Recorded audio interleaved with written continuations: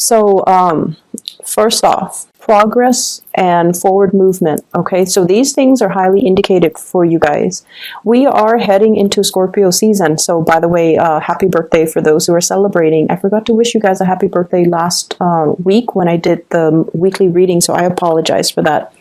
Have a splendid, happy holiday season. Enjoy your Halloween for those who are celebrating in the United States.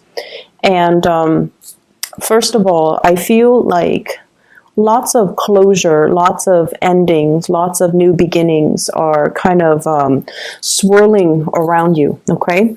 And basically what this means is take lessons from the past, move on forward, and, incorporate those lessons into future relationships, future work endeavors, future plans that you have going for yourself. Because everything that you've lived through, I feel like it has to happen in that specific order. And while you were going through it, it felt quite painful, and you don't really understand why it's happening to you. But I feel as if there has been a major growth spurt for many of you, and things are looking up. Many of you are moving forward with like new burst of energy when it comes to your professional development, okay? So I feel like this year was about taking on additional responsibilities. It forces you out of your comfort zone, and it forces you to kind of like take initiative. Gone are the days where you just kind of sit back and wait for things to fall on your lap, like projects, clients, opportunities. I feel like this entire year encapsulates, the whole maturation process, where we need to be a little bit more faster on the uptake, where we need to, not wait around for things anymore, and we have to be proactive. If we want to make changes, we have to kind of get out there and grab opportunities as they come in. So the time to kind of sit back and wait for things, it's done and over with. And I feel like many of you have come to the realization that time is ticking. Life is slipping away. If you're on the sidelines of life, if you have been, especially on the more passive end, I see many of you looking at your hands, and the hands are a major indicator when it comes to aging, because we do everything with our hands. I see many of you looking at your hands, and you're just like, I'm getting older. What am I building for myself? What do I have to prove for myself? What legacy am I, leaving behind? And so the whole concept of aging, of time and progression and movement, and, time slipping away from us, mortality, all of those things are being brought up. And especially so around birthday time, when we get a little bit like, when that reality check kind of hits us. Oh no, I'm 1 year older. What am I doing with my life? What do I have to prove for myself? I feel like Sagittarius went through that a couple of months back. And I feel like for you guys, it's happening for you as we move into November. And, don't fret over it. Definitely make whatever changes you need to. But I feel like the whole entire year has prepared you for this moment in time where it's really forcing you out of your comfort zone. It's forcing you to socialize. It's forcing you to take initiative and steer your life in the direction that you want. We can't sit on the sidelines anymore watching life kind of slip away, okay? So that's the first message. I feel there is another message coming into the picture. And with hard work comes rewards, okay? I mean, it's just the way that energies work. And in a way, we could think of it as karma. We can think of it as paying it forward. We can think of it as our just rewards. Or even some people might not even believe in that. And they're just like, through the sheer strength of my will and determination, I'm going to make things happen. And that's fine. But I feel like, energetically, what we put out to the universe is what we get back. So if you want to put in 10% of the work, you're getting back 10% of the rewards. If you want to expedite the process and, put in 110%, then that's what you're getting back. And this is the month where you are going to see things coming back full circle. Okay, just rewards coming to the ones that have earned it, that have worked hard for it. And so it's a really pleasant energy. It's like what goes around comes around. There is a sense of nostalgia as you reminisce about the past, people from the past, relationships from the past. And I feel like don't dwell too long and too much in that memory lane process, okay? Don't walk down memory lane. Life moves forward, and I feel like you're closing out a cycle and you need to advance forward. So let me talk about your love reading. First of all, this is the energy that you bring to the table. This is a really good card. We have the Emperor. This is a person, well, the people see you as this person. You embody this energy. Your love interest, your partner, sees you as this. This is somebody who takes care of business. Okay? No matter what happens around you, you're very, very calm and collected and very stable. And whatever chaos is happening around you, you handle it with a lot of ease, okay?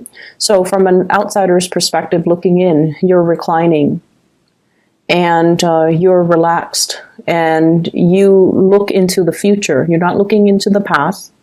I usually think of, the past as looking in the other direction, but you're looking to the future. You're anticipating certain outcomes. You're anticipating certain courses of action. You're anticipating, everything that I've worked up to now. This is how it's going to play out for me for the next few years. So I feel like you're in a very grounded, mature state, and you're looking at situation through a lens of realism, which is really good. This is someone who's very serious-minded. Okay, they don't really have time for relationships and silly lovers' quarrels. I feel like the big relationship issues are the ones that are actually big. Where are we going with this relationship? I feel like if you have things that are on your mind, you will voice it to your partner. You're not going to be holding back. The Emperor doesn't really hold back. The Emperor sees something as either being important or minuscule, and the Emperor addresses issues with an air of authority. So some of you are business owners. Some of you employ other people. Some of you manage people, supervise people, and you have people doing the work for you. So you might be monitoring their progress. So they see you as someone who is very stable, very apt. And some of you, even though you're single, people around you think that you're married or think that you're in a relationship or think that you're slightly out of reach and intimidating. Okay, so project more of the friendly vibe.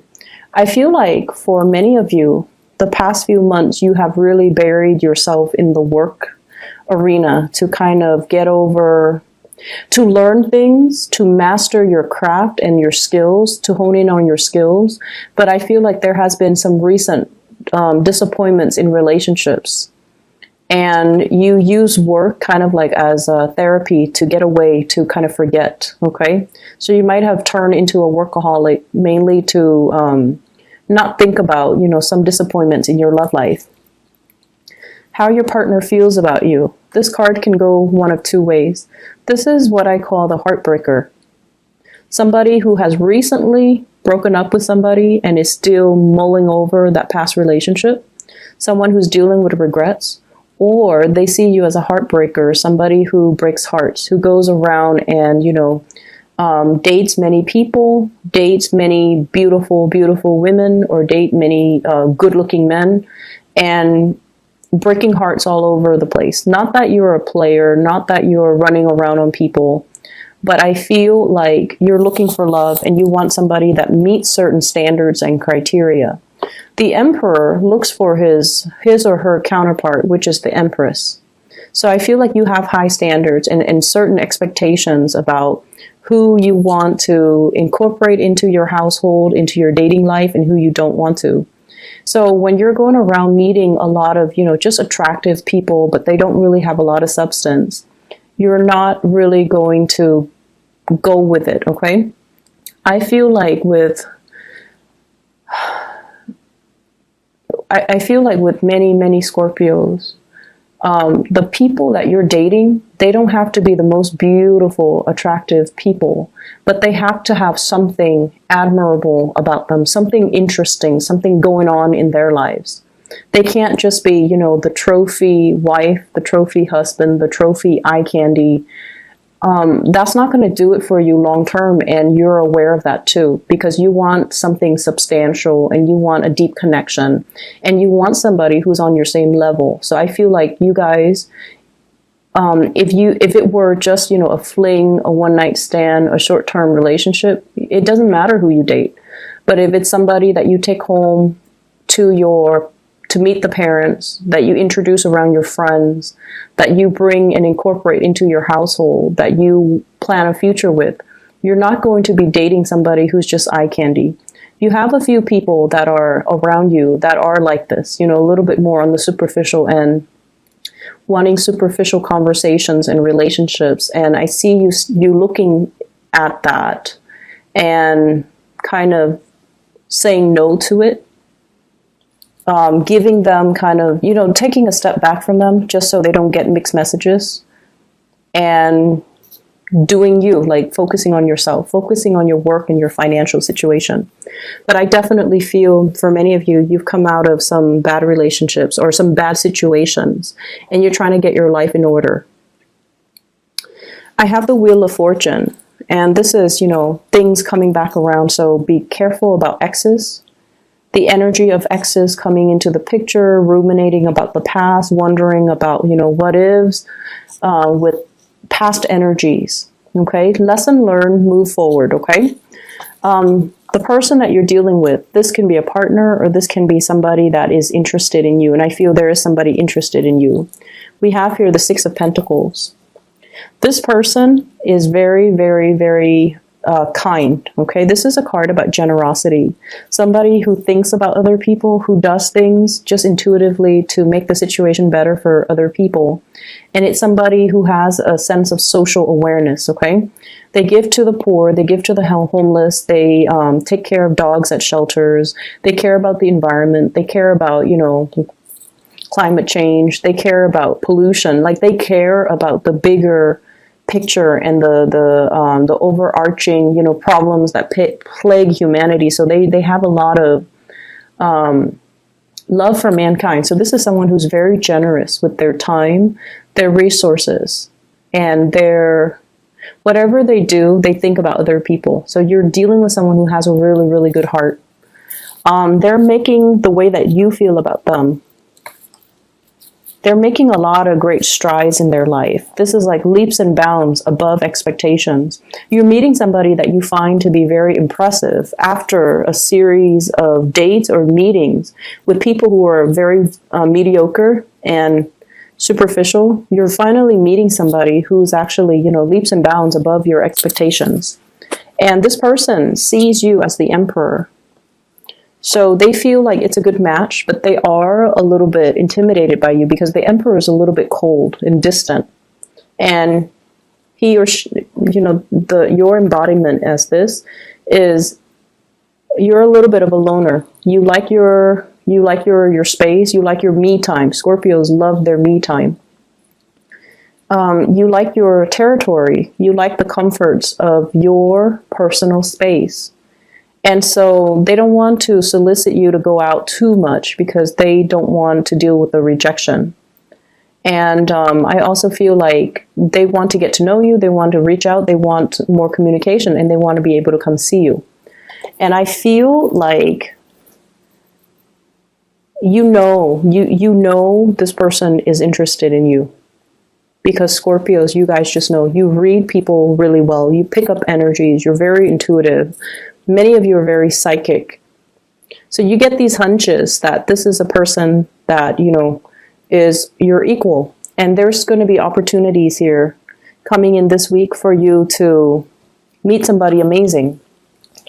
And to allow the communication to start. But I feel like they're initiating the conversation. If you're interested, it's kind of like the ball's in your court to get things moving. Okay? Because once again, the emperor, he observes, he doesn't speak much, but he observes and he sees everything. So I feel like nothing is really going undetected in your world, and you know where the other person stands. They're a really, really nice person. Some of you are just at a point where you're okay with not dating, and this person is coming at you and you don't want to lead them on. Okay, so you're trying to do the right thing, which is fine. The person is very nice. It's a really kind-hearted type of a person. And so they deserve the best. They deserve, if you're not interested, they deserve to know. But I feel like it can be a really good union here. But I feel some of you are still dwelling on some things from your past, some emotional hang-up, some disappointment, and you might not be ready to date just yet. And then for others, those in relationships, your partner is heading into some major financial wave. Okay, so they're able to get a lot of achievements in the world. They're able to land good jobs. They're able to be very financially stable. So I feel like that's going to help the relationship. In other areas of your life, what we have here is Seven of Cups. The Seven of Cups deals with ideas, dreams, fantasy, okay? Plans that are half-baked. They're still being thought out. They're not in the implementation stage just yet. They're still being thought over, being mulled over. You're still doing the blueprint. You're still trying to lay out, everything that needs to, where everything needs to go. I feel for many of you, you're looking at accounting, QuickBooks come to mind, as well as Excel spreadsheets. You're itemizing things. And I feel for many of you, you're already preparing for tax season. So you're itemizing things, you're putting things away, you're thinking about, assets, you're thinking about liabilities, you're thinking heavily about some type of financial disclosure.